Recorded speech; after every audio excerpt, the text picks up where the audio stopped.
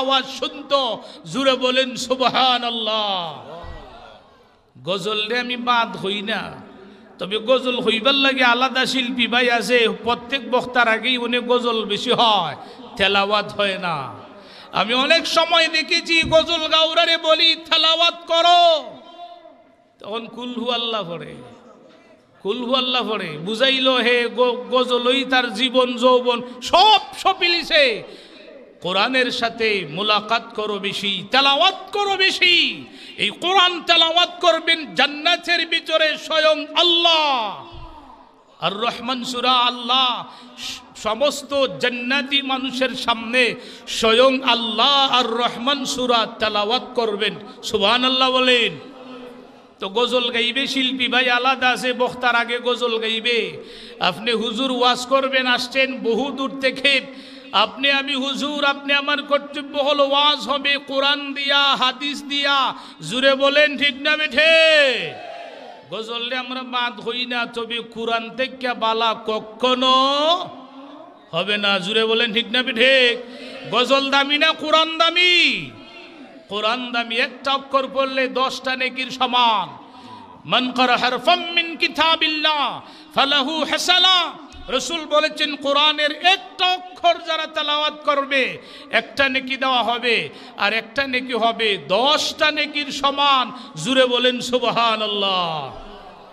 প্যারে হাজরিন, এবার আসুন, আল্লাহর ওলি হওয়া যায় কিয়ামত পর্যন্ত, ওলিদের দরজা খোলা। আলহামদুলিল্লাহ الحمد لله نحمده ونستعينه ونستغفره ونؤمن به ونتوكل عليه ونعوذ بالله من شرور أنفسنا ومن سيئات أعمالنا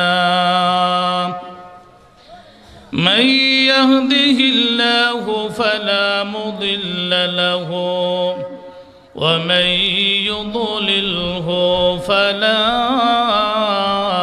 هادي له ونشهد أن لا إله إلا الله الحي القيوم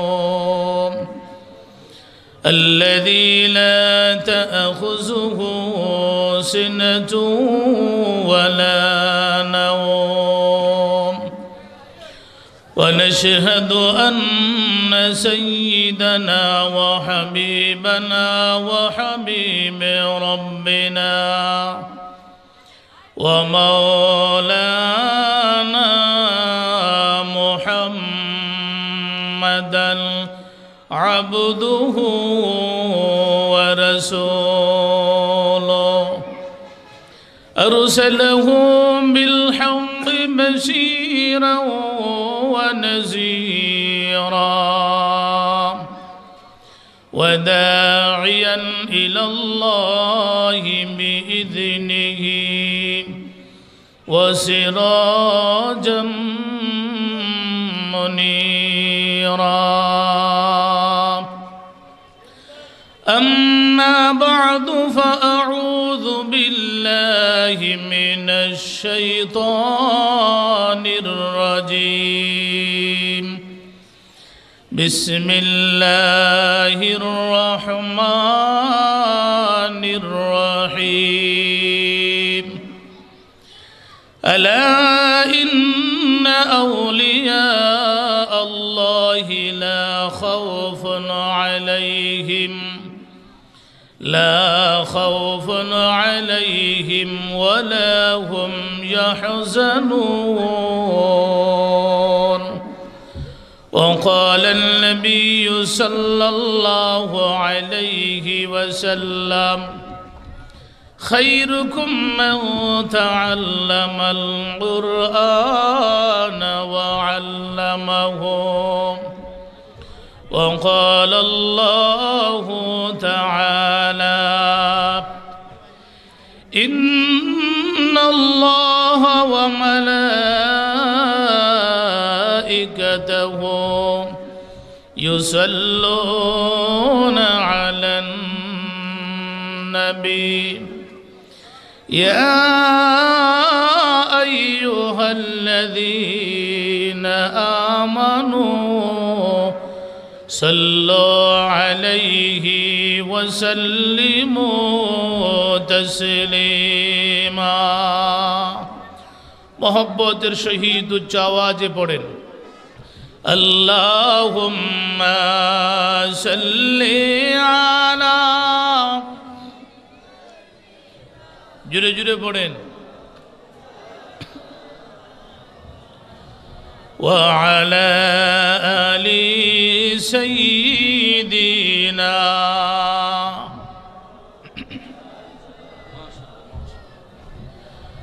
لك কোটি সালাম জানাই আমার জিন্দা নবীর কদমে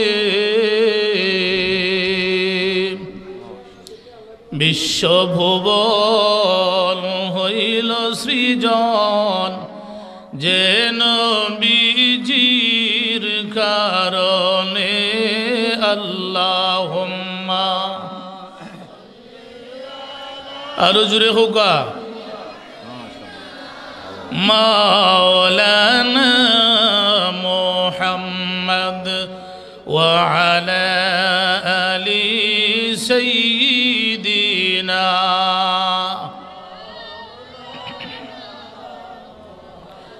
লা ইলাহা ইল্লাল্লাহ লা ইলাহা ইল্লাল্লাহ লা ইলাহা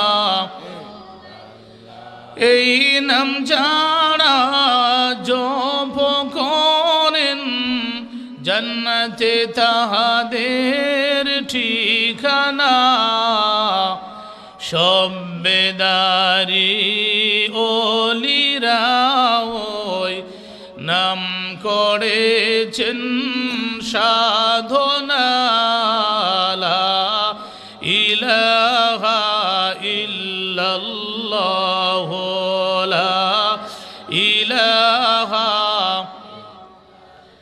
লা ইলাহা ইল্লাল্লাহ মুহাম্মাদুর রাসূলুল্লাহ সাল্লাল্লাহু আলাইহি ওয়াসাল্লাম। ঐতিহ্যবাহী ইনাদগঞ্জ পূর্ব বাজার সিএনজি শ্রমিক সংগঠনের উদ্যোগে ষষ্ঠ বার্ষিক ইসলামী সুন্নি মহাসম্মেলনের শ্রদ্ধাভাজন সভাপতি জনাব মোহাম্মদ সিরাজউদ্দিন সাহেব, হাফেজ মৌলানা মোহাম্মদ মুজিরুদ্দিন সাহেব, দিগার হজরত উলামায়ে কেরাম, শ্রদ্ধাভাজন মুসল্লিয়ান মুরব্বিয়ান কেরাম, আমার সমবয়সী যুবক ভাইরা, পর্দার আড়ালের আমার সম্মানিতা মা ও বোনেরা, মহান রব্বুল আলামিনের দরবারে অগণিত অসংখ্য শুকর যে আল্লাহ রব্বুল আলামিন আপনাকে আমাকে আশরাফুল মখলুকাত সমস্ত সৃষ্টির সেরা মানুষ হিসাবে সৃষ্টি করেছেন। সমস্ত নবীগণের নবী, নবী সম্রাট, দোনো জাহানের বাদশাহ, সৈয়দুল মুরসালিন, খাতামুন নবীন, রহমতুল লিল আলামিন জনাবে মুহাম্মদুর রাসূলুল্লাহ সাল্লাল্লাহু আলাইহি ওয়াসাল্লামের উম্মত হিসাবে দুনিয়ায় প্রেরণ করেছেন। বর্তমান সময়ে দুনিয়ার সমস্ত ফিতনা ফাসাদ থেকে হেফাজত করে ঈমানি নূরানি জান্নাতি বাগানের ভিতরে আসার এবং বসার তৌফিক দান করেছেন। আমরা সেই আল্লাহ পাকের শুকর আদায় করি। সবাই বলুন আলহামদুলিল্লাহ। प्यारे हाजरीन, अल्लाह पाक হলেন আমাদের খালিক ও মালিক। আল্লাহ আমাদের হায়াতের মালিক, মৌতের মালিক, আওলাদের মালিক, ইজ্জতের মালিক, সম্পদের মালিক, সব কিছুর মালিক হলেন মহান রব্বুল আলামিন। ঠিক না ঠিক? আল্লাহর হুকুমে দুনিয়া এসেছি, আল্লাহর মেহেরবানিতে দুনিয়ায় বিচরণ করিতেছি। আবার একদিন অবশ্যই আল্লাহর হুকুমেই দুনিয়া ছেড়ে চলে যাইতে হবে। জুড়ে বলেন ঠিক না ঠিক? কারণ এই দুনিয়া থাকার জায়গা নয়, অবশ্যই আমাদের মৃত্যুবরণ করতেই হবে। মরণের হাত থেকে কেউ বাঁচতে পারে নাই, পারবেও না। ঠিক না ঠিক? মরার সাথে সাথেই আমাদের সাক্ষাৎ হবে আল্লাহর সাথে। জুড়ে বলেন আমাদের সাক্ষাৎ কার সাথে হবে? আল্লাহ নিজেই কোরআন শরীফে আমাদেরকে ওয়াজ নসিহত করেছেন। ইয়া আইয়ুহাল ইনসানু ইন্নাকা কাদিহুন ইলা রাব্বিকা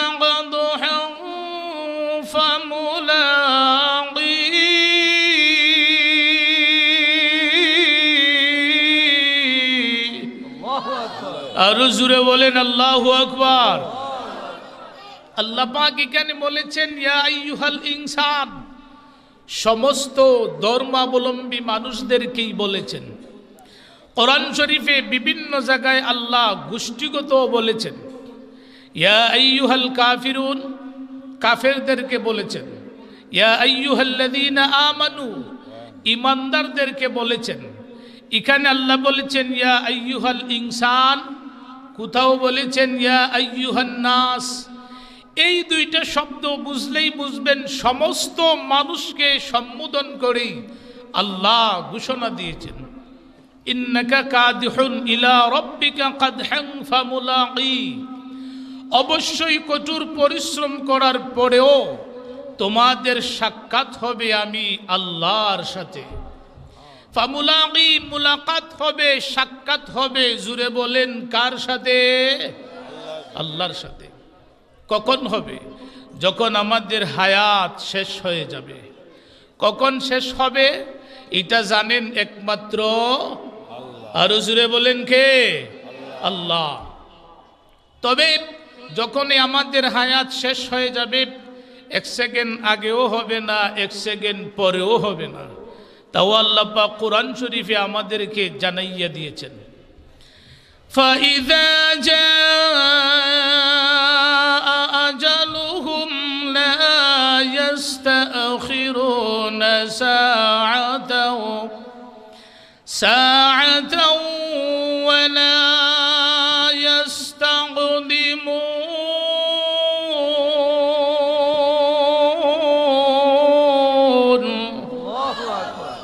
আল্লাহ পাক বলেছেন এক সেকেন্ড আগেও হবে না, এক সেকেন্ড পরেও হবে না। ভাই সবাই দুনিয়ার থেকে যাইতেই হবে। জুড়ে বলেন ঠিক না ঠিক? তো যাওয়ার আগে আল্লাহর কাছে খান্দো, আল্লাহ আমারে কালেমার শহীদ মরণ দাও, আল্লাহ আমাকে শহীদই মরণ দান করো। কারণ এইভাবে দোয়া করেছেন আমাদের পূর্বপুরুষগণ। হযরত উমর দোয়া করতেন আল্লাহ শাহাদাতান ফি সাবিলিক, আল্লাহ আমারে তোমার রাস্তায় শহীদ করো, শহীদি নসিব করো। রসুলের শহরে মরণ দাও ও বালাদে মাউতে রসুলি। হযরত উমর আল্লাহর দরবারে কাঁদতেন আর বলতেন আল্লাহ তোমার রাস্তায় আমাকে শহীদি মরণ নসিব করো, আর রসুলের শহরেই আমারে মরণ দাও। সুবহানাল্লাহ। নবীর সাহাবারা কাঁদছেন। নবীর একজন সাহাবী ছিলেন, যুবক, বিবাহ করেন নাই, এতিম ছিলেন। ছোট্ট বয়সেই উনার বাবা মারা গেলেন। তো উনি চাচাদের সাথেই লালিত পালিত হইতে লাগলেন। উনার মাও উনার বাবার বাড়িতে চলে গেলেন। এই এতিম যুবক অবস্থায় উনি কালেমা পড়ে মুসলমান হয়ে গেলেন। সুবহানাল্লাহ। বাড়ি দিয়া হইবাই নে সুবহানাল্লাহ, জোরে হও সুবহানাল্লাহ। কেন মুসলমান হলেন এটাই উনার অন্যায় হয়ে গেল।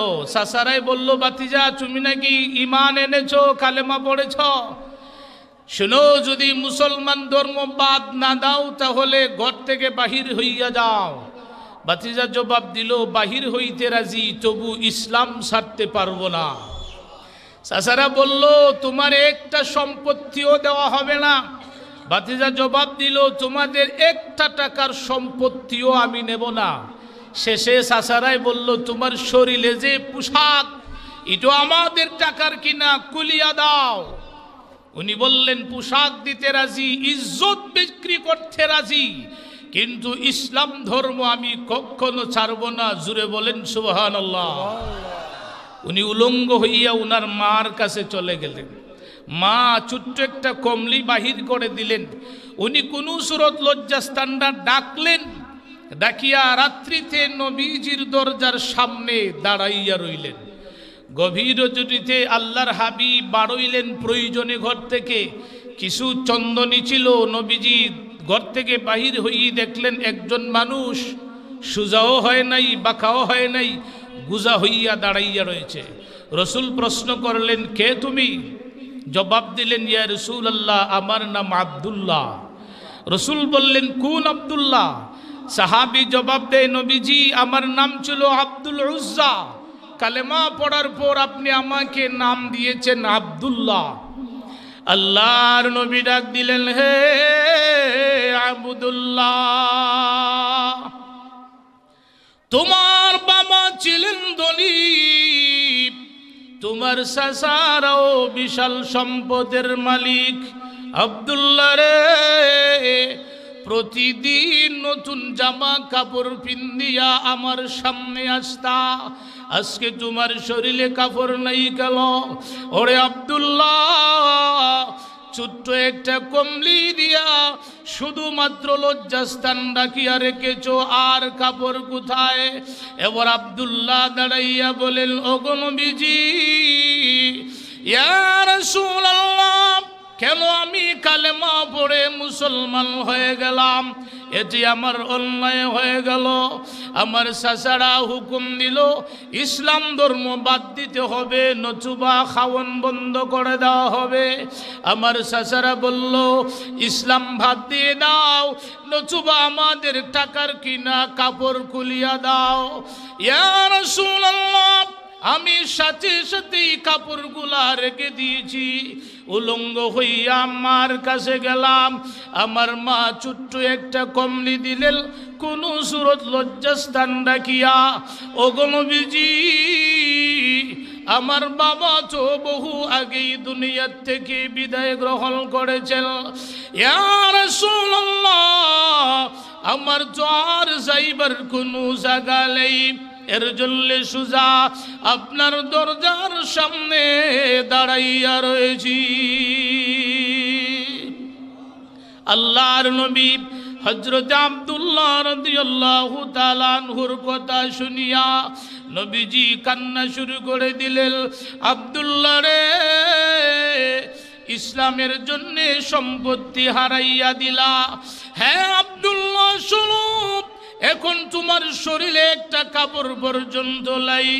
আয়রে আব্দুল্লাহ, আমি রসুলের বুকে আয়, আমার ঘরে প্রবেশ করো। হযরত আব্দুল্লাহকে নিয়া আল্লাহর হাবিব নিজের ঘরের ভিতরেই প্রবেশ করলেন। দয়ার নবীজি রহমাতুল লিল আলামিন নবী দুইটা জুব্বা মুবারক বাহির করে হযরত আব্দুল্লাহকে দান করে দিলেন। নবীজি দুইটা কাপড় বাহির করে দিয়া হযরত আব্দুল্লাহর হাতে দিলেন। তখন থেকেই উনার লকব উপাধি হইয়া গেল আব্দুল্লাহ আল জুবাদাতাইন। জুড়ে বলেন সুবহানাল্লাহ। এবার আল্লাহর নবী ডাক দিলেন, হে আমার আব্দুল্লাহ, এখন তুমি যা চাইবে আমি রসুল তোমাকেই তাই দিতে রাজি আছি। বলো রে আব্দুল্লাহ, আমার কাছে তুমি কি চাও?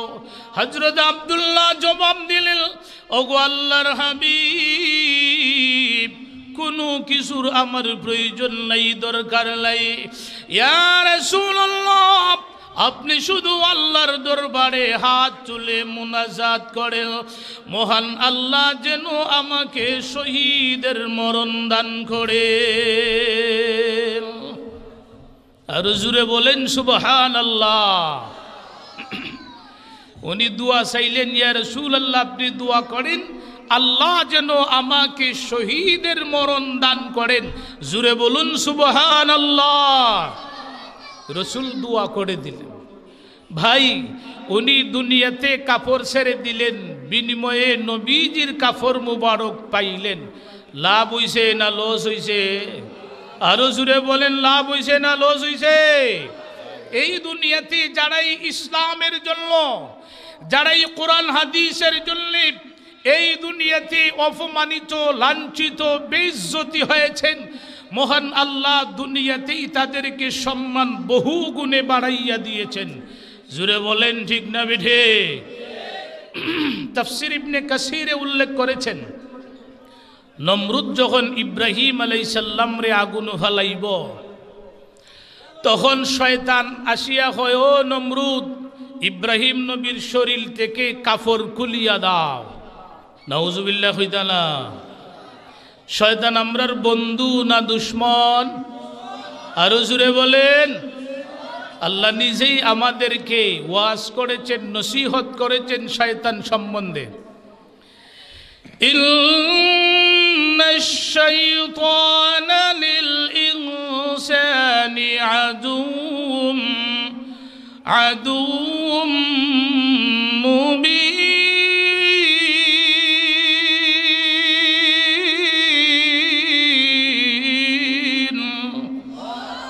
আল্লাহ বলেন, নিঃসন্দেহে শয়তান হলো মানুষের প্রকাশ্যে শত্রু। শয়তান আইয়া কয়, ও নমরুদ, তোমার সিপাহী বাহিনীকে হুকুম দাও ইব্রাহিম নবীর কাফর খুলিয়া আগুনে ফালাইবার জন্য। নমরুদ যখন হুকুম দিল ইব্রাহিম নবীর কাফর খুলিয়া দাও, আল্লাহর খলিল আল্লাহর দরবারে দোয়া করলেন, হে রব্বুল আলামিন, লক্ষ লক্ষ মানুষের সামনে আমার ইজ্জতের হেফাজত তুমি আল্লাহ করো। আল্লাহ সাথে সাথেই ডাক দিলেন, জিবরাইল, জান্নাত বেহেশতি পোশাক আনিয়া এই মুহূর্তে আমার বন্ধু ইব্রাহিম আলাইহিস সালামকে পড়াইয়া দাও। সুবহানাল্লাহ হইদানা। ইব্রাহিম আলাইহিস সালাম দুনিয়াতেই পাইয়াছিলেন বেহেশতি পোশাক। জুড়ে বলেন সুবহানাল্লাহ।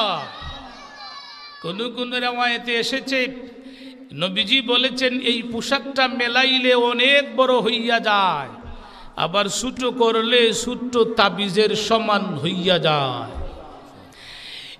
ইব্রাহিম আলাইহিস সালামের আল্লাহ দুইজন ছেলে দান করেছিলেন, দুজনই আল্লাহর নবী পয়গম্বর ছিলেন। একজন হযরত ইসমাঈল আলাইহিস সালাম, আরেকজন হযরত ইসহাক আলাইহিস সালাম। ইসহাক আলাইহিস সালামের ছেলের নাম হযরত ইয়াকুব আলাইহিস সালাম। ইয়াকুব আলাইহিস সালাম রে আল্লাহ 12 জন ছেলে দান করেছিলেন। দুইজন এক মারগড়ের, 10 জন আরেক মারগড়ের। আমরা যেটারে বলি হাতনের গড়ের বাই, ঠিক না বেঠে? তো ইয়াকুব আলাইহিস সালামের একজন ছেলে ছিল, উনার নাম ছিল হযরত ইউসুফ আলাইহিস সালাম। উনি সুন্দর ছিলেন, বেশি না কম? বেশি। ইউসুফ আলাইহিস সালাম রে উনার বাবা ইয়াকুব আলাইহিস সালামে বেশি মায়া করতেন। এর জন্য ইব্রাহিম আলাইহিস সালামের জান্নাতি পোশাকটারে তাবিজের সমান বানাইয়া বরকতের নিয়তে ইউসুফ আলাইহিস সালামের গলায় ঝুলাইয়া দিয়েছিলেন। তাফসীর ইবনে কাসিরে উল্লেখ করেছেন, ইউসুফ নবীর হাতনের গড়ের 10 ভাই, এরা বইয়া একদিন পরামর্শ করলো, বাবা এদিকে খালি ইউসুফ রে মায়া করে, আমরা রে কম করে, দুঃখা দিছে শয়তানে, ঠিক না বেঠে? এক ভাইয়া কয়, তাহলে এক কাজ করো, আমার মত হলো, পরামর্শ হলো ইউসুফ রে হত্যা করা হোক। নাউজুবিল্লাহ হইদানা। বড় ভাইয়ের নাম ছিল ইয়াহুদা। উনি বলেন হত্যা করতে আমার মত নাই। হয় তাহলে কি করব?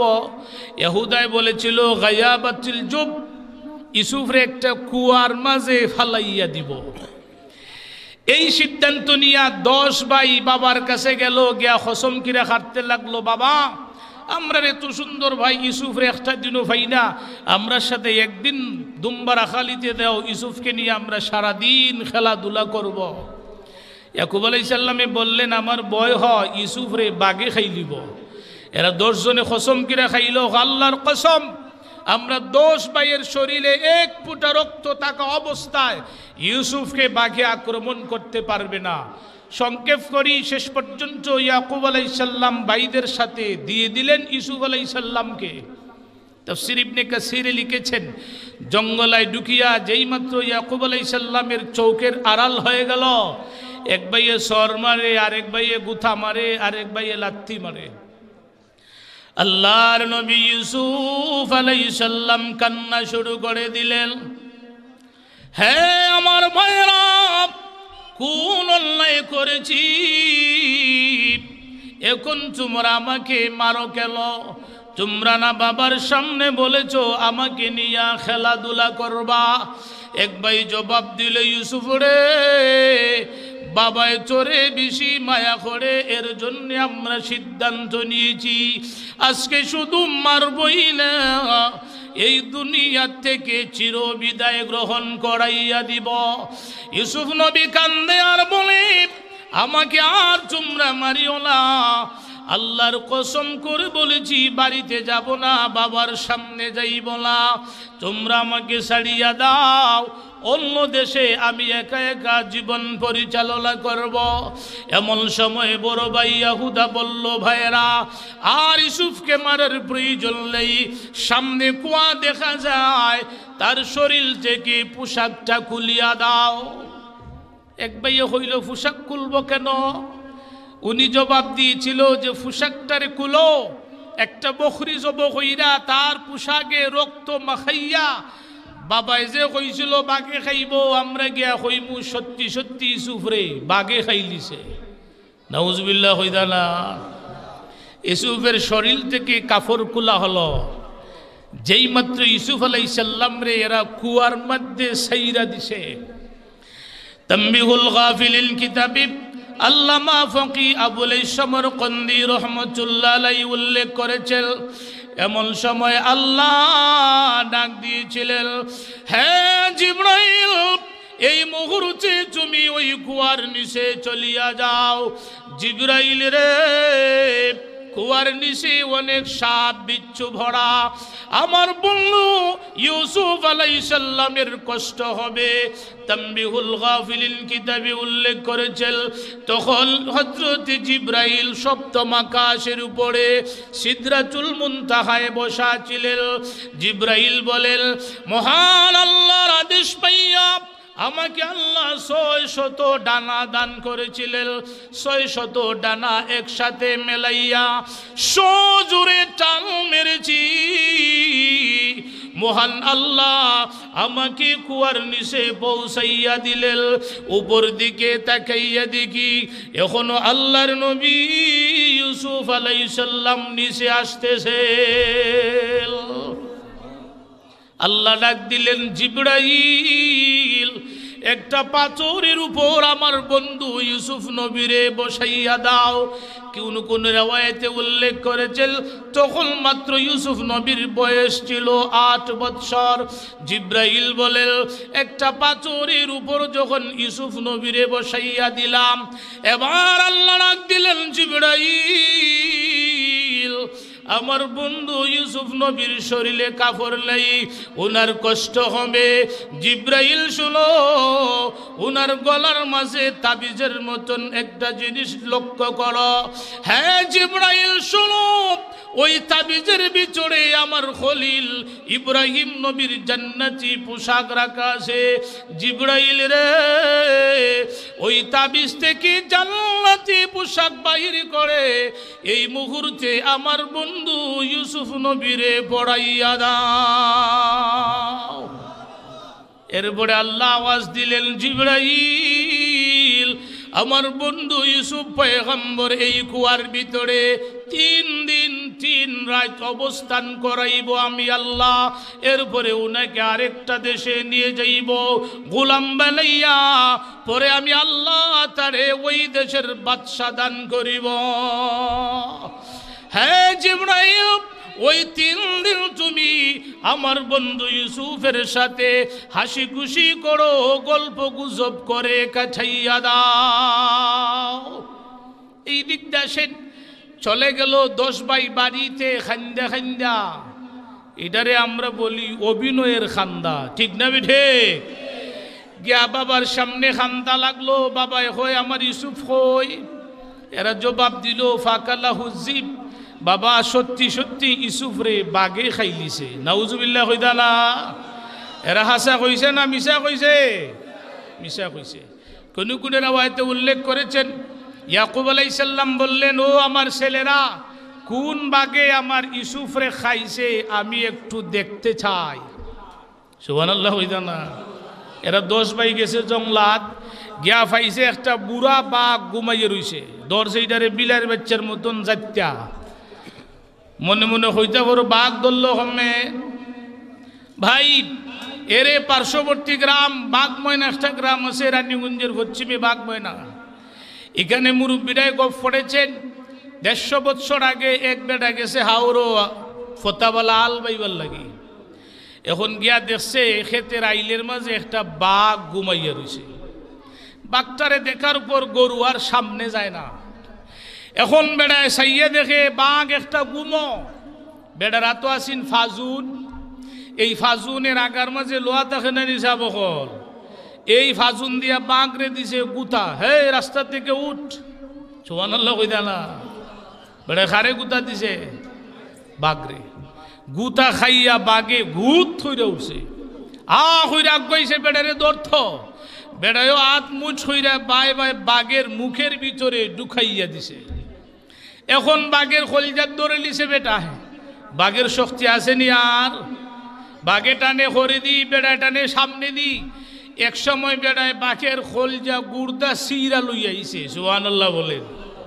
তো 150 বছরের আগের বেড়ায় যদি এই ধরনের কাজ করলো বাঘের সাথে, আমি যাদের আলোচনা করতেছি তাফসীরের ভাষায় কমপক্ষে 3,500-4 হাজার বছরের আগের ঘটনা।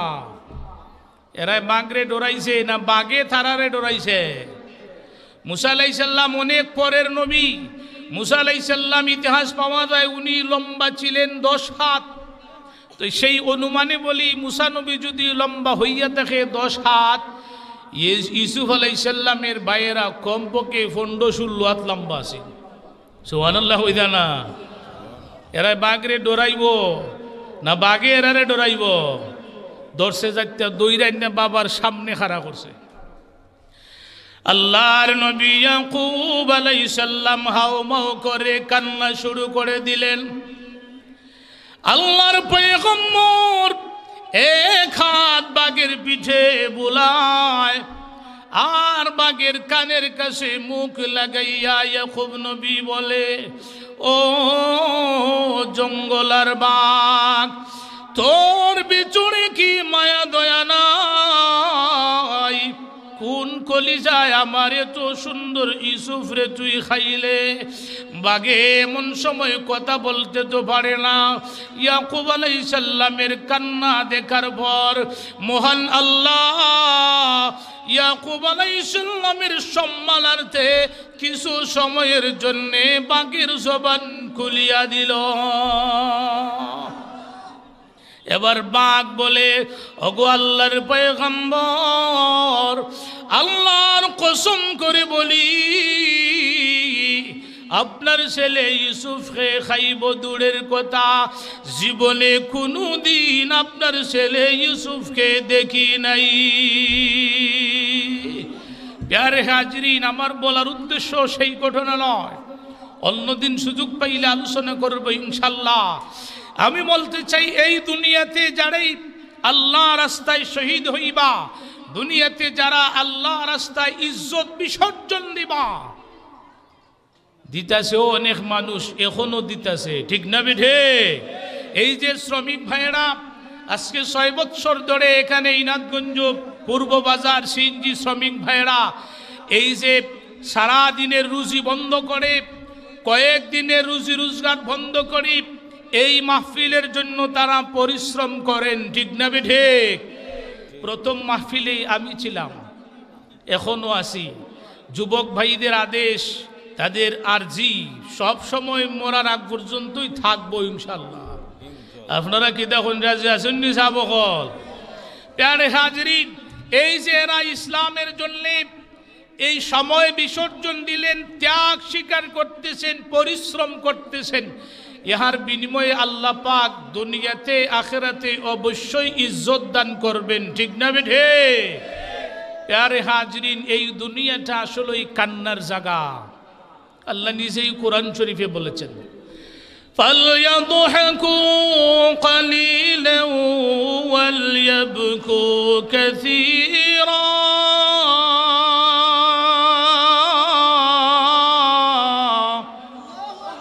আরো জুড়ে বলেন আল্লাহু আকবার।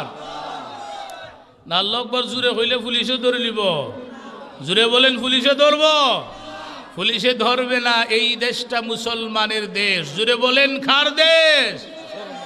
এই দেশটা মুসলমানের দেশ। এই দেশে লক্ষ লক্ষ উলামায়ে কেরাম, এই দেশে লক্ষ লক্ষ উলামায়ে কেরাম আল্লাহর ওলিগণ। সিলেটের জমিনে শাহজালাল ইয়ামুনি শহীদ, এই দেশের সূর্য উদয় হয় আজানের মাধ্যমে, এই দেশের সূর্য অস্ত হয় আজানের মাধ্যমে। এই দেশের মুসলমান আল্লাহু আকবার বলবে, কোন ইহুদি নাস্তিককে ভয় করবে না, ঠিক না বেঠে?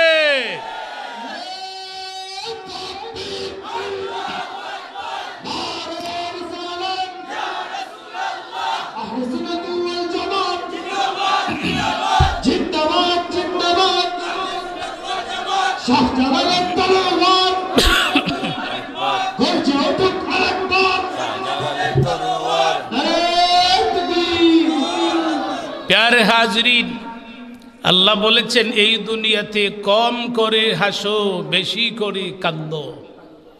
আমাকে তারা একটা ইঙ্গিত দিয়েছেন যে অলি আউলিয়াদের শান কিছু আলোচনা করব। আপনারা রাজি আছেন নি সাবকল? ভাই, আল্লাহর ওলি, এই দুনিয়াতে ওলির দরজা কিয়ামত পর্যন্তই আল্লাহ পাক খোলা রেখেছেন, সুবহানাল্লাহ বলেন। অতীতে অনেক ওলিগণ এই দুনিয়াতে বিচরণ করে গেছেন। কোরআন শরীফে তাফসিরে মাআরিফুল কোরআনে ওলিদের কিছু সংজ্ঞাও দিয়েছেন। কিন্তু বাংলাদেশ দুর্নীতির দেশ, বিভিন্ন সমস্যায় জর্জরিত মানুষ, প্রত্যেকটা সেক্টরে প্রত্যেকটা বিষয় বাংলাদেশের মধ্যে 2 নম্বরই আছে। জুড়ে বলেন ঠিক না বেঠে? ভাই, কোন মানুষ ততক্ষণ পর্যন্ত সঠিক জ্ঞান আহরণ করতে পারবে না যতক্ষণ পর্যন্ত 2টা জিনিস সে আঁকড়াইয়া না ধরবে। একটা হলো কিতাবুল্লাহ ওয়া সুন্নাত রাসূলি, আল্লাহর কোরআন শরীফ এবং রাসূলের হাদিস শরীফ। আরেকটা হলো হক্কানি আমলদার উলামায়ে কেরাম। জুড়ে বলেন ঠিক না বেঠে? একটা হলো কিতাবের রাস্তা, আরেকটা হলো জাননেওয়ালা চিননেওয়ালাদের সাথে রাস্তা। উদাহরণস্বরূপ বলতে চাই, আপনি যদি এই ইনাদগঞ্জ থেকে শেরপুর যাইতে চান, 2টা ব্যবস্থা। একটা হলো আপনাকে লিখে দেওয়া হবে, ইনাদগঞ্জ থেকে এইভাবে আপনি শেরপুর যাবেন। আরেকটা হলো আরেকজন মানুষও শেরপুর যাবে, উনি চিনেন জানেন, ওনার সাথে যদি আপনাকে দেওয়া হয় অতি সহজেই আপনি শেরপুর যাইতে পারবেন, ঠিক না বেঠে? ইহদিনাস সিরাতাল মুস্তাকিম, সরল সঠিক পথ মুফাসসিরিনে কেরাম উল্লেখ করেছেন। তো ভাই, এই 2টা জিনিসকে যারা আঁকড়াইয়া ধরবে, কোরআন হাদিস এবং আল্লাহওয়ালা আমলওয়ালা উলামায়ে কেরাম, এরাই অতি সহজেই জান্নাতের পথ পেয়ে যাইবে। নাইলে সব জিনিসের মধ্যেই বেজাল, সব জিনিসের মধ্যেই বেজাল। ভাই, আল্লাহর ওলিরা এই দুনিয়াতে বহু পরিশ্রম করেছেন, কষ্ট করেছেন। যেমন হযরতে আবু বকর সিদ্দিক রাদিয়াল্লাহু তাআলা আনহু, হযরত ওমর, নবীর সমস্ত সাহাবায়ে কেরাম, এরপরে আল্লাহর ওলিগণ, উলামায়ে কেরাম, চার মাযহাবের চার ইমাম, এইভাবে মুহাদ্দিসিনে কেরাম, মুফাসসিরিনে কেরাম, এরপরে বড় পীর আব্দুল কাদের জিলানী, খাজা মুঈনুদ্দিন চিশতি, শাহজালাল ইয়ামুনি মুজাররদ, আমাদের অনেকেরই পীর ও মুর্শিদ আল্লামা সাহেব কিবলা ফুলতুলি রহমতুল্লাহি আলাইহি। জুড়ে বলেন ঠিক না বেঠে? এরা এই দুনিয়াতেই বহু কষ্টের সম্মুখীন হয়েছেন। এই দুনিয়াতে এরা বহু কষ্ট সাধনা করার পর এই স্তরে পৌঁছতে পেরেছেন। প্যারে হাজরিন, আমি যে আয়াতে কারিমা তেলাওয়াত করেছি, কোরআন শরীফের সূরা ইউনূসে আল্লাহ পাক এই আয়াতখানা নিজেই নাজিল করেছেন এবং আমাদেরকে জানাইয়া দিয়েছেন। আলা ইন্না আউলিয়া আল্লাহি লা খাউফুন আলাইহিম ওয়ালা হুম ইয়াহজানুন।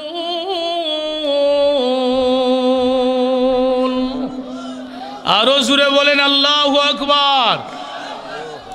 না তেলাওয়াত বালা লাগে না, গজল বালা লাগে? গজল বালা লাগে নিসা বক্তায়ও গজল কয়, শ্রোতারায়ও মজার সাথে সুর মিলাইয়া কয়। ভাই, ওয়াজ হবে কোরআন শরীফ দ্বারা, হাদিস শরীফ দ্বারা। জুড়ে বলেন ঠিক না বেঠে? সাব কিবলা রহমতুল্লাহ আলাইহি সারা জীবন ওয়াজ করেছেন। এখন উনার সাহেবজাদারা ওয়াজ করেন, উনার নাতিরাও বাংলার জমিনে শুধু নয়, বিশ্বের আনাসে কানাসে ওয়াজ করেন। গজল গাইয়া না কোরআন হাদিস পড়িয়া? গজল গাওরা বক্তায় হইব আপনার সামনে, গজল গাই, রসুলের শান গাই, এটা আশিকে রসুলের আলামত পরিচয়, হয়নি না হয় না? আরে ভাই, রসুল তো গজল গানলেই, রসুল তেলাওয়াত করেছেন। আল্লাহ নিজেই কোরআন শরীফে বলেছেন, উতলু মা উহিয়া ইলাইকা মিনাল কিতাব। হে রসুল, আপনি তেলাওয়াত করুন, উতলু, তেলাওয়াত করুন, মা উহিয়া ইলাইকা মিনাল কিতাব, যেই কিতাব আপনার উপর নাজিল করা হয়েছে, হে রাসূল আপনি তেলাওয়াত করুন। জুরে বলেন সুবহানাল্লাহ। আল্লাহর হাবিব সমস্ত রজনী তেলাওয়াত করে দিতেন। 2 রাকাত নামাজে আল্লাহর হাবিব 30 পারা কোরআন শরীফ খতম করে দিতেন।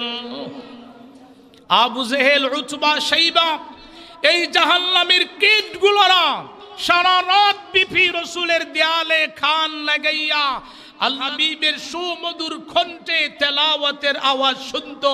জুড়ে বলেন সুবহানাল্লাহ। গজল রে আমি বাদ হই না, তবে গজল হইবার লাগে আলাদা শিল্পী ভাই আছে। প্রত্যেক বক্তার আগেই উনি গজল বেশি হয়, তেলাওয়াত হয় না। আমি অনেক সময় দেখেছি গজল গাওরারে বলি তেলাওয়াত করো, তখন কুলহু আল্লাহ পড়ে, কুলহু আল্লাহ পড়ে। বুঝাইল হে গজলই তার জীবন যৌবন সব সপিলিছে। কোরআনের সাথে মুলাকাত করো বেশি, তেলাওয়াত করো বেশি। এই কোরআন তেলাওয়াত করবেন, জান্নাতের ভিতরে স্বয়ং আল্লাহ আর রহমান সূরা, আল্লাহ সমস্ত জান্নাতি মানুষের সামনে স্বয়ং আল্লাহ আর রহমান সূরা তেলাওয়াত করবেন। সুবহানাল্লাহ বলেন। তো গজল গাইবে শিল্পী ভাই আলাদা আছে, বক্তার আগে গজল গাইবে। আপনি হুজুর ওয়াজ করবেন, আসছেন বহু দূর থেকে, আমি হুজুর, আপনি আমার কর্তব্য হলো ওয়াজ হবে কোরআন দিয়া, হাদিস দিয়া। জুড়ে বলেন ঠিক না বেঠে? গজলে আমরা বাদ হই না, তবে কোরআন থেকে বালা কখনো হবে না। জুড়ে বলেন ঠিক না বেঠে? গজল দামি না কোরআন দামি? কোরআন দামি। একটা অক্ষর পড়লে 10টা নেকির সমান। মান ক্বারা হারফাম মিন কিতাবিল্লাহ ফালাহু হাসানা রসুল বলেছেন কোরআনের একটা অক্ষর যারা তেলাওয়াত করবে একটা নেকি দেওয়া হবে, আর একটা নেকি হবে 10টা নেকির সমান। জুড়ে বলেন সুবহানাল্লাহ। প্যারে হাজরিন, এবার আসুন, আল্লাহর ওলি হওয়া যায় কিয়ামত পর্যন্ত। ওলিদের দরজা খোলা, সুবহানাল্লাহ বলেন। নবুয়তির দরজা বন্ধ, ওলির দরজা খোলা। আপনি কোরআন তেলাওয়াত করেন, আল্লাহ চাহেন আপনাকেও আল্লাহ ওলি বানাইয়া দিবেন, সুবহানাল্লাহ বলেন। আপনি কোরআনকে মহব্বত করেন, আল্লাহ চাহেন আপনাকে আল্লাহ ওলি বানাইয়া দিবেন। মা বাবার খেদমত করেন, মা বাবা দোয়া করলে আল্লাহ আপনাকে ওলি বানাইয়া দিবেন। ইসলাম বিরোধী কাজের বিরোধিতা করেন, প্রতিবাদ করেন। যারা ইসলামের বিরোধিতা কাজ করে, জুয়ার আড্ডা বসায়, মদের আড্ডা বসায়, আসেনি না নাই? ইয়াবা যারা বিক্রি করে, হিরোইন যারা বিক্রি করে, যারা রসুলের বিরুদ্ধে কথা বলে, যারা কোরআন হাদিসের বিরুদ্ধে কথা বলে, যারা আলেম উলামাদের বিরুদ্ধে কথা বলে, তাদের বিরুদ্ধে তলোয়ার নিয়ে দাঁড়াও, আল্লাহ তোমাকে ওলি বানাইয়া দিবেন। বিশ্বাস হয় না? হাজার ঘটনা আছে, হাজার ঘটনা আছে। একটা বই লেখা হয়েছিল রঙ্গিলা রাসূল নামে, জুড়ে বলেন নাউজুবিল্লাহ। সেই ভারতের আব্দুর রশিদ যুবক রঙ্গিলা রাসূল যেই শিবরাম লিখেছিল, ওই যুবক তো এই যুবক ছুরি হাতে নিয়া চাদরের ভিতরে প্রবেশ করাইয়া সেই রঙ্গিলা রাসূল যেই হবিস লিখেছিল তার সাক্ষাতে চলে গেল। নিকটে যাওয়ার পর তাকে ছুরি দিয়া বাড়াইয়া ফাড়াইয়া এই দুনিয়ার থেকে জাহান্নামে চিরবিদায় করে দিয়েছিল। সেই আব্দুর রশিদের সাথে স্বপ্নে সাক্ষাৎ হইয়া গেল আল্লাহর হাবিবের। জুড়ে বলেন সুবহানাল্লাহ। দরুদ শরীফ পড়েন, আল্লাহুম্মা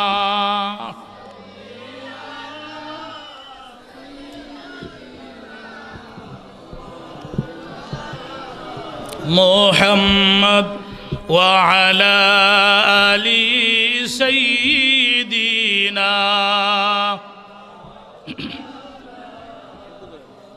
ভাই, আল্লাহ আপনাকে আমাকে চাহেন ভালো কাজ করেন, মা বাবার খেদমত করেন, কোরআন বেশি বেশি তেলাওয়াত করেন, অন্যায়ের প্রতিবাদ করেন, রসুলের সুন্নতকে আঁকড়াইয়া ধরেন, দ্বীন ইসলামের দাওয়াত প্রচার করেন, মানুষের উপকার করেন। খায়রুন নাস ইয়ানফাউন নাস, এইভাবে আপনি জীবনটারে বিলাইয়া দেন, অবশ্যই আল্লাহ আপনাকে ওলি বানাইয়া দিবেন। জুড়ে বলেন আলহামদুলিল্লাহ। একটা উদাহরণ দিমু, 3টা বিষয়ে 3টা উদাহরণ দিই আমি আমার আলোচনা শেষ করব ইনশাল্লাহ। প্রথম উদাহরণ হলো, এক বাদশার একটা ফলুয়ান ছিল, ওনার নাম জুনাইদ ছিল। বাদশাহী খাবার খাইতেও নি, খুব রুষ্ট পিষ্ট সাহসী যুবক। একদিন বাদশাহ কয়, ও জুনাইদ, বাদশাহী খাবার তোমারে খাবাইলাম, খুব শক্তিশালী হইয়া গেলা, একদিন কুস্তি দেখাইবা না? সে কয়, অবশ্যই আমি আপনাকে কুস্তি দেখাইব। বাদশাহ দিন তারিখ নির্ধারিত করে সমস্ত মানুষের সামনে ঘোষণা দিল, বাদশার মাল পলুয়ানের সাথে যুদ্ধে যারা জিততে পারবে তাদেরকে বিশাল স্বর্ণ মুদ্রা উপহার হিসাবে দেওয়া হবে। কিছু মানুষ নাম লেখাইল, তার সাথে কুস্তি খেলবে। যারাই সামনে যায়, জুনাইদ তো সরকারি মাল খেয়েও পারে না। সবাই যখন দরাশায়ী, জুনাইদ বলতে লাগলো, আসো কেউ আমার সাথে কুস্তি করবা। 3বার বলার পরে হেংলা একজন যুবক দাঁড়াইয়া বলল, আমি আছি। উনি হেংলা মানুষ, কমিটির সামনে গেল, আমাকে পারমিশন দাও। কমিটির মানুষে কইল, তোমার শরীরে তো গোশত নাই, খালি হাড্ডি দেখা যায়, তুমি কেন তাদের সামনে যাইবা, জুনাইদের সামনে কেন যাইবা? উনি জবাব দিয়েছিলেন, তোমরা তো বলো নাই শক্তিশালী হতে হবে, সুঠাম দেহের অধিকারী, লম্বা হইতে হবে, তোমরা বলেছো শুধু কুস্তি খেলা হবে। এরাই হয়, তোমার যখন মরবার শখ, যাও তুমি। উনি গেলেন, গিয়ে জুনাইদ বুগদাদি রহমতুল্লাহ আলাইহির সামনে দাঁড়াইলেন। জুনাইদ বুগদাদির সামনে গিয়া বললেন, ভাই জুনাইদ, আমি তোমার সাথে কুস্তি খেলবো, তবে একটা কথা বলতে হবে। জুনাইদ বলেন, বলো। বলে, তোমার কানে আমার মুখ লাগাইয়া বলতে হবে। জুনাইদ মনে মনে ভাবলো, তুমি যেই হেংলা দুর্বল, যে কোনো ফেস করো না কেন আমারে তুমি ভাগাইতে পারবা না। খান ফাতাইয়া দিছে। এমন সময় উনি কানে মুখ লাগাইয়া বললেন, হে জুনাইদ, আমি নিজে উপস্থিত হইয়া তোমার পৌলওয়ানি বাহাদুরি আমি নিজে দেখেছি। জুনাইদ রে, তোমার সাথে কুস্তি করার জন্য আমি উপযুক্ত নই, কুস্তি করার জন্য আসিও নাই। ওরে জুনাইদ শুনো, আমার গড়ের বিচরে 3টা যুবতী মেয়ে ছাড়া আর কেউ নাই। হে জুনাইদ, আমি হেংলা দুর্বল মানুষ, রসুলের বংশধর, আমি রসুলের উত্তরসূরি। ওরে জুনাইদ, ওই আশা নিয়ে আগমন করেছি, আজকে যদি তুমি যুদ্ধে হারিয়া যাও তাহলে এই স্বর্ণ মুদ্রাগুলা আমি পাইয়া যাইব। ওই স্বর্ণ মুদ্রাগুলা দিয়া আমার মেয়েদেরকে পেট ভরাইয়া ভাত খাওয়াইব এবং এইগুলা বিক্রি করে তাদেরকে বিবাহর ব্যবস্থা করিব। এই কথা শোনার পরে জুনাইদের মাইন্ড পরিবর্তন হয়ে গেল। সুবহানাল্লাহ হইদা না? জুনাইদ নিজেরে নিজে বুঝাইতে লাগলো, হে জুনাইদ, উনি হলেন আল্লাহর পয়গম্বরের উত্তরসূরি, আওলাদে রাসূল সাল্লাল্লাহু আলাইহি ওয়াসাল্লাম। আজকে যদি উনাকে আমি বেইজ্জত করি, কিয়ামতের ময়দানে একমাত্র দয়াল নবীজি হবেন শাফায়াতকারী। সুতরাং তখন আমি রসুলের সামনে কেমনে মুখ দেখাইব? উনি রাজি হইয়া গেলেন। কিছু সময় কুস্তি করেই জুনাইদ নিচে পড়ে গেল, উনি উপরে উঠে গেলেন। সমস্ত মানুষ বলতে লাগলো, চি চি জুনাইদ, তোমাকে ধিক্কার দেই, সামান্য হেংলা মানুষের কাছে পরাজয় বরণ করলে তোমার মতন নিমক হারাম কেউ হইতে পারে না। এমনকি স্বয়ং বাদশা দাঁড়াইয়া গালাগালি করতে লাগলো, হ্যাঁ জুনাইদ নিমক হারাম, বাদশাহী খাবার খাবাইলাম, দুধ ঘি মাখন বড় বড় কলিজার টুকরা খাবাইয়া শক্তিশালী বানাইয়াছিলাম। আজকে সামান্য একজন দুর্বল মানুষের কাছে হেরে গেলে তোর মতন নিমক হারাম আর কেউ হইতে পারে না। আল্লাহর ওলি জুনাইদ জবাব দেয় না, মাথা নিচের দিকে দিয়া চলে গেলেন বাড়িতে সোজা। দরজার সামনে দাঁড়াইলেন উনার মা। মা ডাক দিলেন, জুনাইদ রে, শুনেছি তুই নাকি পরাজয় বরণ করেছ। হ্যাঁ জুনাইদ, তোর মরণ হইল না কেন? কেন আমি তোরে দুধ খাবাইয়া লালন পালন করলাম। এইভাবে মার বর্তলা শুনিয়া এরপরও জুনাইদ প্রতিবাদ করে নাই, কথা বলে নাই। ঘরের ভিতরে ঢুকিয়া দরজা বন্ধ করিয়া জুনাইদ যখন ঘুমাইয়া গেলেন, গভীর রজনীতে আল্লাহর ওলি জুনাইদ স্বপ্নে মহান আল্লাহ আল্লাহর হাবিবের সাথে সাক্ষাৎ গোছাইয়া দিলে। আল্লাহর নবী ডাক দে, জুনাইদ রে, জীবনে বহু ঘুমাইয়া সরে জুনাইদ। হ্যাঁ জুনাইদ, শোনো, আমার বংশের মানুষের সামনে তুমি যেইভাবে ব্যবহার করেছ, লক্ষ লক্ষ মানুষের সামনে আমার বংশের ইজ্জত যেইভাবে তুমি আঁকড়াইয়া ধরেছ, আমি রসুল খুশি হইয়া গেছি। জুনাইদ শুনো, ওলিদের খাতারে মহান আল্লাহ তোমার নাম লিপিবদ্ধ করে দিয়েছে। হযরত জুনাইদ বাগদাদী রহমতুল্লাহি আলাইহি আল্লাহর ওলি হয়ে গেলেন। অনেক ঘটনা আছে ভাই, মার খেদমতে, মার দুয়ায়ও আল্লাহ ওলি বানাইয়া দিছেন, বলেন সুবহানাল্লাহ। যেমন বায়েজিদ বুস্তামি রহমতুল্লাহি আলাইহি, আমরা সবাই জানি বায়েজিদ বুস্তামি রহমতুল্লাহ আলাইহি ছোট্ট বয়সের ছেলে। ওনার মা ছাড়া আর কেউ ছিল না। মা অসুস্থ, প্রচণ্ড জ্বর মার শরীরে। গভীর রজনীতে মা ডাক দিলেন, জুনাইদ আমাকে পানি দাও। জুনাইদ সমস্ত ঘর তালাশ করলেন, পানি পাইলেন না। একটা পানির পাত্র হাতে নিয়ে সাগরে গেলেন, নদীর থেকে পানি আনিয়া দেখলেন মা ঘুমাইয়া গেছেন। জুনাইদ ঘুমায় নেই, সারা রাত ব্যাপী মার শীতানে দাঁড়াইয়া রইলেন, বলেন সুবহানাল্লাহ। সকালবেলা ফজরের সময় মার ঘুম ভেঙে গেল। মা তাকাইয়া দেখেন ওনার কলিজার টুকরা একমাত্র জুনাইদ পানির পেলা হাতে নিয়ে আমার সামনে দাঁড়াইয়া রইল। মা ডাক দিল, জুনাইদ রে, কখন থেকে দাঁড়াইয়া রয়েছ রে বাবা? এবার জুনাইদ বলেন, মা গভীর রজনীতে পানি খাওয়ার জন্য বলেছিলেন, সমস্ত ঘর তালাশ করেছি, কোথাও পানি পাই নাই, নদীতে গিয়েছি, পানি আনিয়া দেখলাম আপনি ঘুমাইয়া গেলেন, তখন থেকে নিয়ে এখন পর্যন্ত দাঁড়াইয়া রয়েছি। জুনাইদের মা বলেন, জুনাইদ রে, আমাকে সজাগ করলে না গেল? জুনাইদ বলেন, মা আমার মন বলেছে আপনার আরাম হয়ে গেছে, এখন সজাগ হইলে কষ্ট পাইবা, এর জন্য আপনাকে সজাগ করিলেই। এমন সময় মা বললেন, জুনাইদ তাহলে তুমি ঘুমাইতে গেলে না গেল? হযরতে বায়েজিদ বুস্তামি রহমতুল্লাহ আলাইহি জবাব দিয়েছিলেন, ওগো মা, আমার মন বলেছে আমি যদি ঘুমাইয়া যাই, আবার যদি আপনি সজাগ হইয়া বায়েজিদ হইয়া ডাক দাও, যদি জবাব না দিতে পারি তাহলে আপনার কষ্ট হবে, এর জন্যে ঘুমাইছি না, সারা রাত দাঁড়াইয়া রয়েছি। বায়েজিদের মুখের কথা শুনে মার কলিজা ঠান্ডা হয়ে গেল।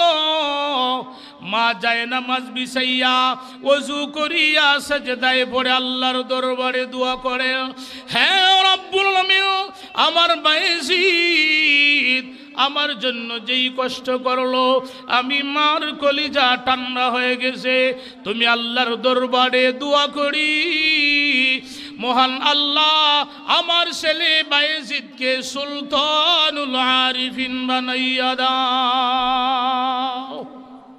সুবহানাল্লাহ হইদালা। ভাই, আল্লাহর ওলির রাস্তা, ওলির দরজা কিয়ামত পর্যন্ত খোলা। কোরআন শরীফের সাথে সম্পর্ক লাগাও, কোরআন শরীফ হলো আল্লাহর কালাম, তেলাওয়াত বেশি বেশি করে করো, আল্লাহ আপনাকে আমাকে ওলি বানাইয়া দিবেন। সুবহানাল্লাহ বলেন। ইমাম নাফে রহমতুল্লাহি আলাইহি একজন আলেম ছিলেন, বড় মুহাদ্দিস ছিলেন। ইমাম নাফে রহমতুল্লাহি আলাইহি ওনার অভ্যাস হলো প্রতি রজনীতে ঘুমাইবার সময় কোরআন তেলাওয়াত খইরা খইরা ঘুমাইতেন। সুবহানাল্লাহ হইদা না? আর এক রজনীতে তেলাওয়াত খইরা খইরা ঘুমাইয়া গেছেন। স্বপ্নে নবীজির সাথে উনার সাক্ষাৎ হয়ে গেছে। সুবহানাল্লাহ হইদা না? এমন সময় রসুল ডাক দিলেন, ও ইমাম নাফে, প্রতি রজনীতেই কোরআন তেলাওয়াত করো। উনি জবাব দিয়েছিলেন, ইয়া রাসূলুল্লাহ, কোরআন শরীফ তেলাওয়াত না করলে আমার ঘুমেই ধরে না। আল্লাহর হাবিব বললেন, ইমাম নাফে তুমি হা করো। ইমাম নাফে হা করলেন। নবীজি সামান্য থুথু মুবারক ইমাম নাফে রহমতুল্লাহর জিব্বাতে লাগাইয়া দিলেন, ওনার ঘুম ভেঙে গেল। পরের দিন থেকে উনি মাদ্রাসায় ক্লাস করেন, ছাত্রদেরকে হাদিস শরীফ পড়ান।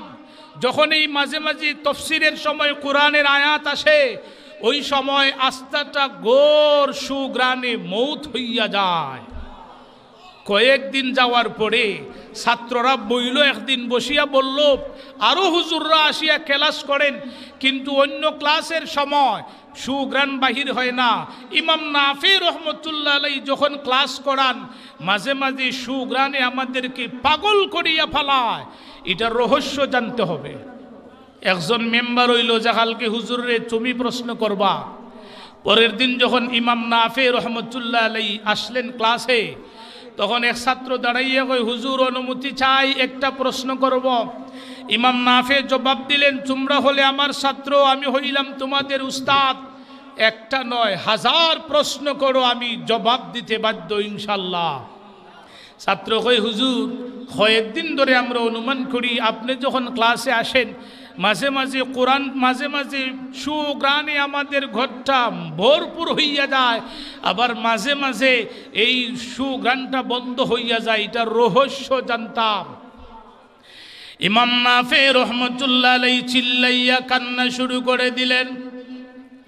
কিছুক্ষণ কানলেন আল্লাহর ওলি ইমাম নাফে রহমতুল্লাহ আলাইহি।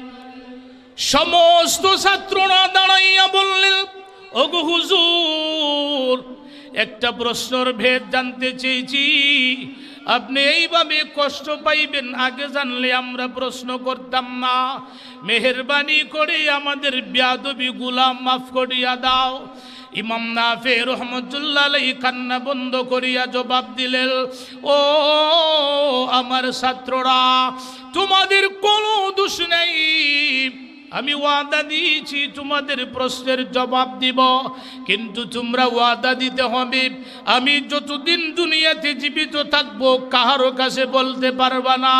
ছাত্ররা ওয়াদা দিলেন, হুজুর আপনি যতদিন দুনিয়াতে থাকবেন কাহারও কাছে বলবো না।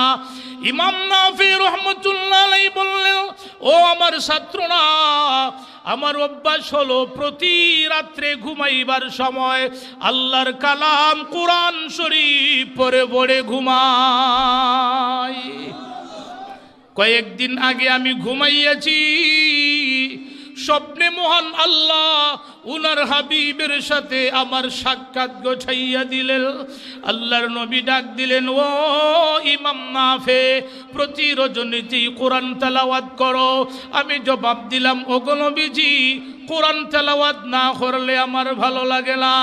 আল্লাহর নবী বলেন, হে ইমাম নাফি, তুমি হা করো। আমি হা করলাম। দয়ার নবীজি সামান্য চুচু মুবারক আমার জিহ্বাতে লাগাইয়া দিলেন। ওরে আমার ছাত্ররা, এরপর থেকে আমি ইমাম নাফি অনুমান করতে লাগলাম, যখনই আমি আল্লাহর কালাম কোরআন শরীফের আয়াত তেলাওয়াত করি, তখন এই নবীজির চুচু মুবারকের সুঘ্রাণ আমার মুখ থেকে বাহির হইয়া যায়। কোরআন শরীফের সাথে সম্পর্ক লাগাও। কেউ যদি বলো, হুজুর আমি তো কোরআন পড়তে জানি না, আপনি তো আলহামদুলিল্লাহ সূরা পড়েন, কমপক্ষে কুল হুয়াল্লাহ সূরা পড়েন, ঠিক না বেঠে? এক সাহাবী আইয়ে কয়, ইয়া রাসূলুল্লাহ, আমি কুল হুয়াল্লাহ সূরারে বেশি ভালোবাসি। রাসূল বলেন, ইহার কারণেই আল্লাহ তোমারে বেহেশত দিলাইবা।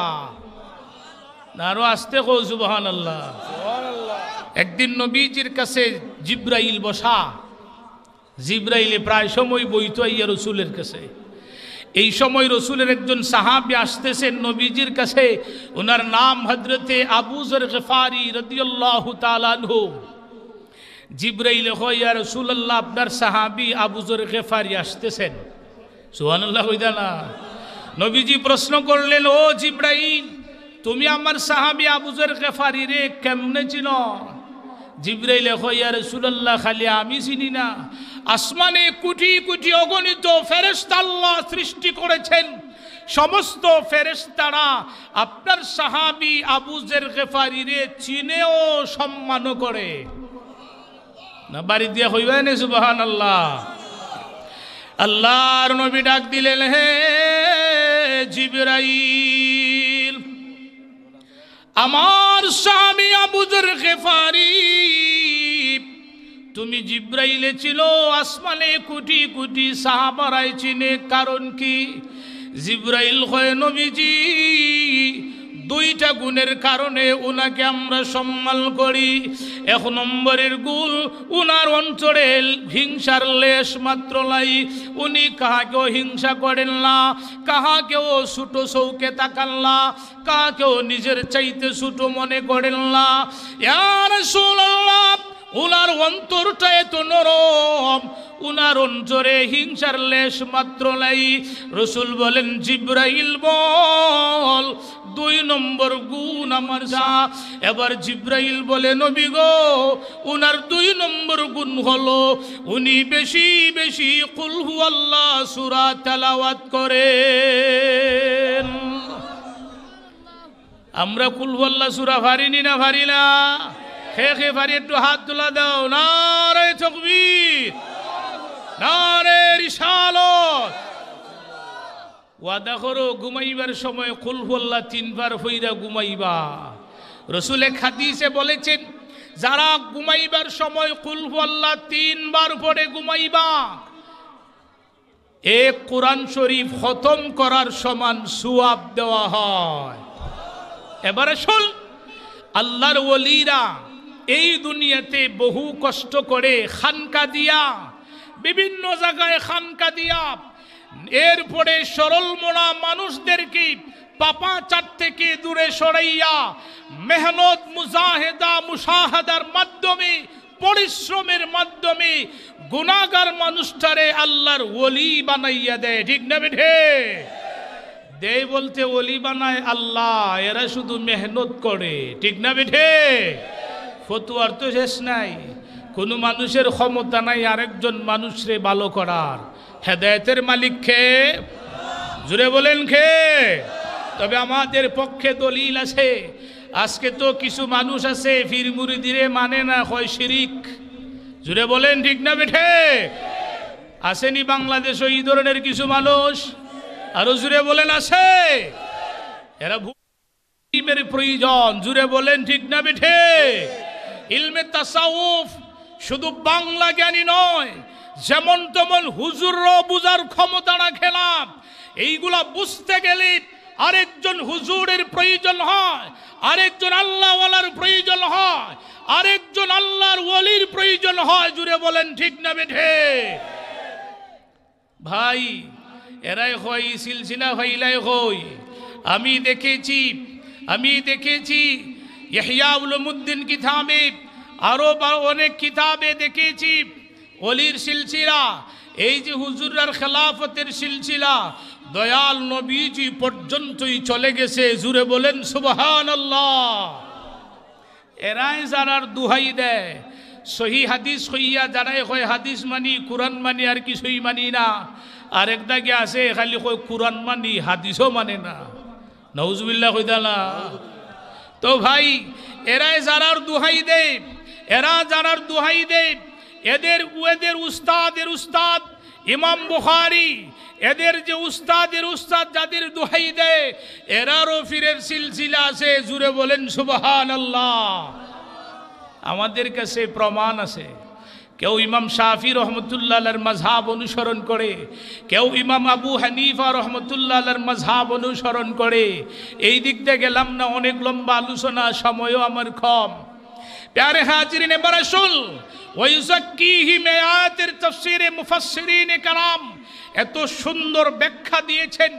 নবী করিম সাল্লাল্লাহু আলাইহি ওয়াসাল্লাম সাহাবাদেরকে শুধু তেলাওয়াতই শুনাইতেন তাই নয়, কোরআন শরীফের হিকমত ব্যাখ্যা বুঝাইতেন তাই নয়, সাহাবায়ে কেরামদের অন্তরটারেও রাসূল আত্মশুদ্ধি করে দিতেন। জুড়ে বলেন সুবহানাল্লাহ। এক সাহাবী আইয়া কয়, ইয়া রাসূলুল্লাহ আমি জিনা করতাম, পারমিশন চাই। জিনা করা হালাল না হারাম? জুড়ে বলেন হালাল না হারাম?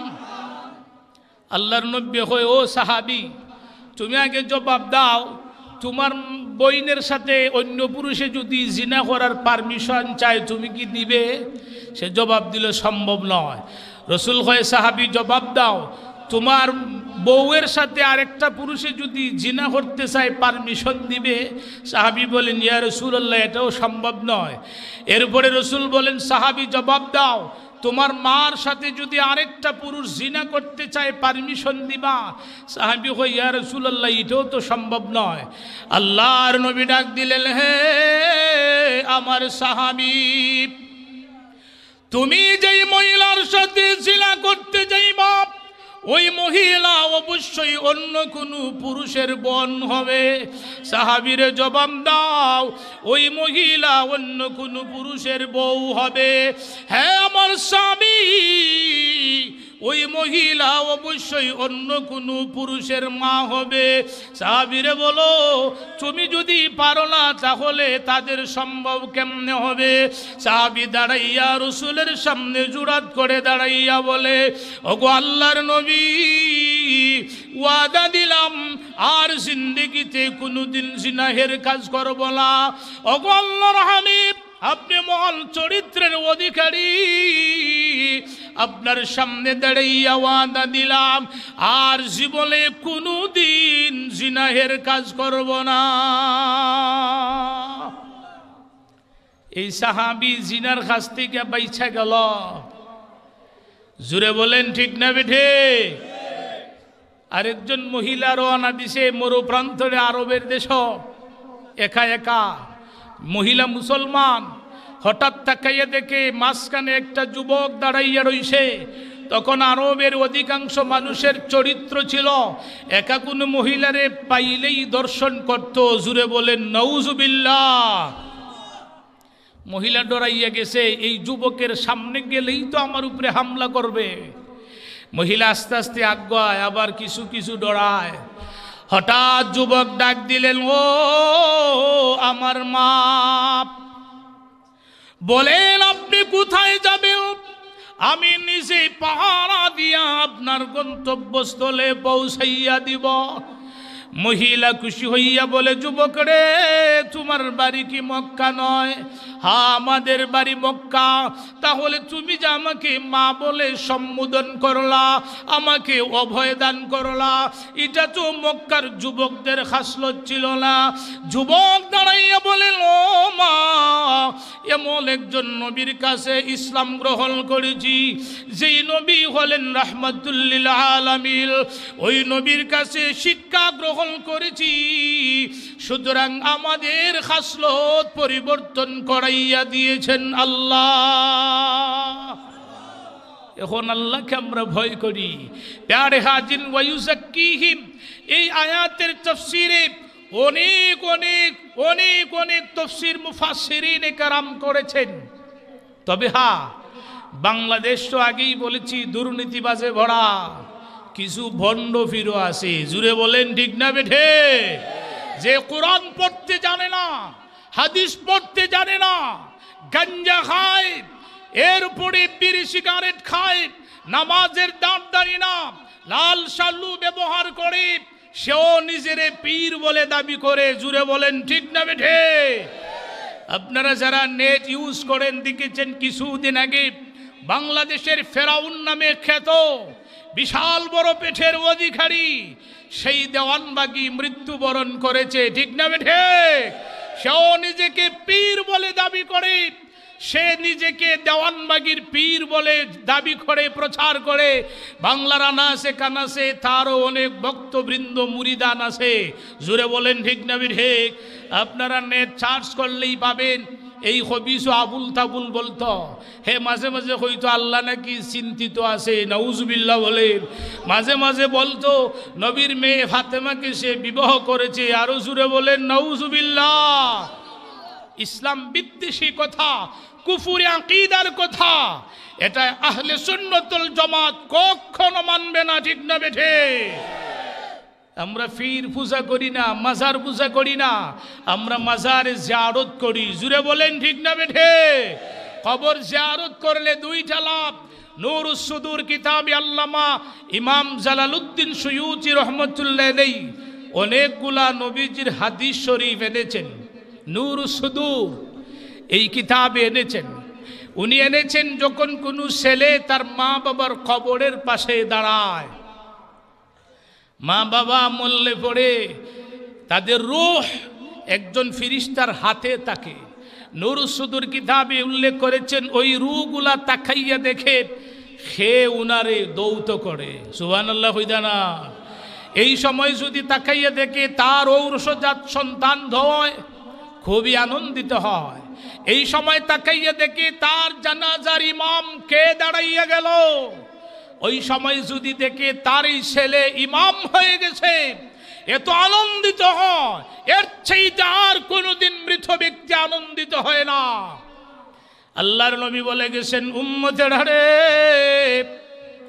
ওই সময় মা বাবার লাশের সামনে তার ছেলে যদি ইমাম হইয়া যায় আর জানাজার নামাজ আদায় করে ফেলে, মহান আল্লাহ ফেরেশতাদেরকে সাক্ষী রাখিয়া ঘোষণা দে, ফেরেশতারা তোমরা সাক্ষী থাকো, বাবার লাশ সামনে রাখিয়া, মায়ের লাশ সামনে রাখিয়া ছেলে ইমাম হইয়া প্রথমে আমি আল্লাহর সানা আমার প্রশংসা করলো, এরপরে আমার হাবিবের উপর দুরূদ শরীফ পড়লো, এরপরে তার মা বাবার জন্য মাগফিরাত কামনা করে আমি আল্লাহ তোমাদেরকে সাক্ষী রেখে ঘোষণা দিলাম, তার মা বাবার জীবনের সমস্ত গুনাহ আমি আল্লাহ মাফ করে দিলাম।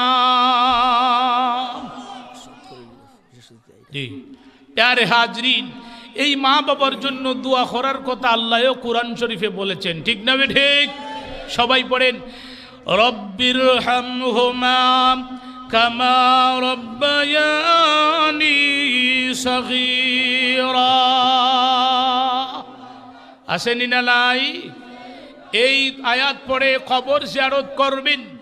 40 দিনের জন্য মহান আল্লাহ মা বাবার কবরে আযাব বন্ধ করে দেয়। জুড়ে বলেন সুবহানাল্লাহ। সাল্লাল্লাহু আলাইহি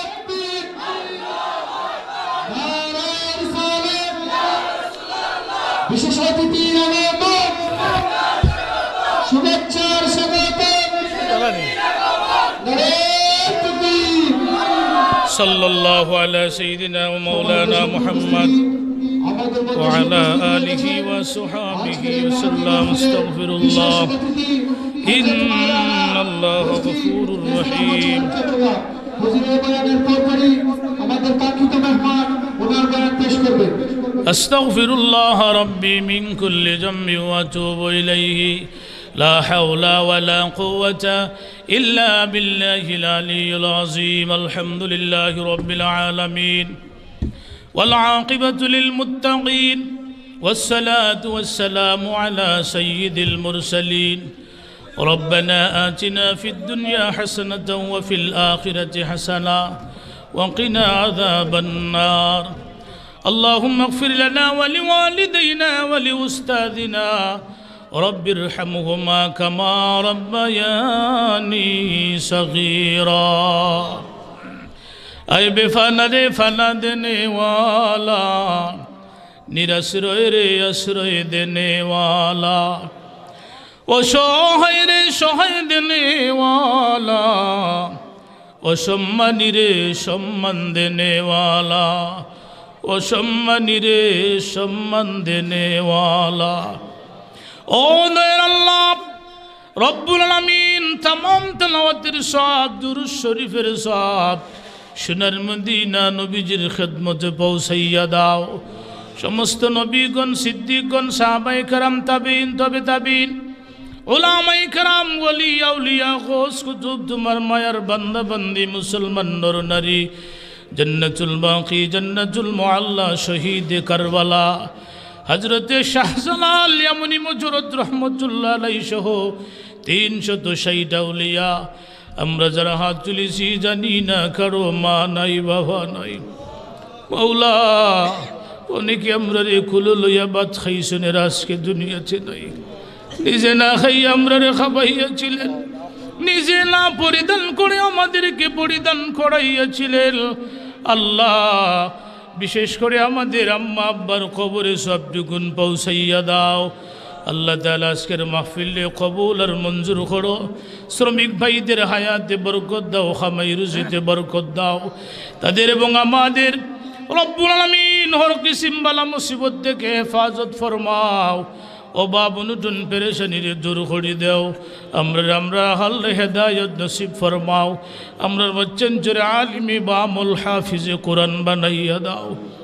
আল্লাহুম্মা আনসুরনা ফাইন্নাকা খায়রুন নাসিরিন, আল্লাহুম্মা আরহামনা ফাইন্নাকা খায়রুর রাহিমিন। আল্লাহ, সোনার মক্কা, সোনার মদিনা জিয়ারত করার তৌফিক দান করো। সাল্লাল্লাহু তাআলা আলা খায়রি খালকি মুহাম্মদ ওয়া আলিহি ওয়া সাহবিহি আজমাইন। আমিন আমিন। লা ইলাহা ইল্লাল্লাহু মুহাম্মাদুর রাসূলুল্লাহ সাল্লাল্লাহু। আসসালামু আলাইকুম ওয়া রাহমাতুল্লাহ।